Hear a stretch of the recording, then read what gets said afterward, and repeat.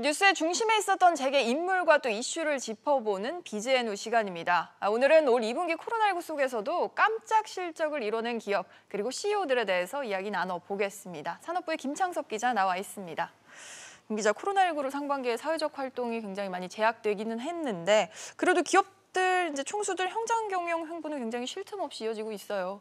이재용 삼성전자 부회장이 지난주에도 현장을 찾았습니다. 네, 이재용 삼성전자 부회장은 지난주에도 온양 사업장을 방문해 차세대 반도체 패키징 사업을 점검했습니다. 네. 삼성전자가 2분기 영업이익 8조 1천억 원의 깜짝 실적을 발표한 날이기도 한데요. 당일에. 당일에 다녀왔습니다. 이 부회장은 올해 1에서 2주에 한 번꼴로 현장을 방문하며 현장 경영에 집중하고 있습니다.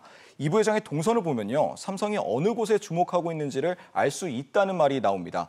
올해 이 부회장의 현장 경영 중 절반 정도가 반도체와 관련된 행보였는데요. 삼성전자는 올해 상반기에만 17조가량을 투자했는데 그중 약 85%가 반도체 투자입니다. 이렇게 이 부회장의 일거수일투족이 상당히 주목을 받는 상황인데 이런 분위기 때문일까요? 이 부회장 사칭하는 SNS 계정도 있다면서요? 네, 이 부회장의 이름과 사진을 내걸고 이 부회장 행세라는 가짜 SNS 계정이 등장했습니다. 삼성전자가 함께합니다라는 소개글을 올리고 삼성전자 구내식당으로 추정되는 사진과 함께 직원들과 똑같이 먹습니다라는 글을 올리기도 했습니다. 삼성전자는 해당 계정을 신고 조치했고 해당 계정은 현재 삭제된 상태입니다. 목적은 뭘까요? 재미로 올린 걸까요?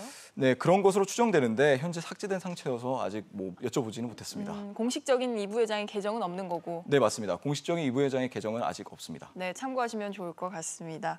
또 LG화학 역시 살펴보면 연이은 악재가 이어지고 있지만 또 깜짝 실적을 내놨어요. 네, 3M 총괄 수석 부회장 출신으로 첫 외부 인사였던 신학철 LG화학 부회장에게는 올해 코로나19 외에도 여러 악재가 겹쳤습니다. 네. 지난 5월에는 인도 공장에서 가스가 유출돼 큰 인명 피해가 났습니다. 같은 달 충남 서산의 대상 공장에서도 폭발 사고가 일어나 한 명이 숨지고 2명이 다쳤습니다.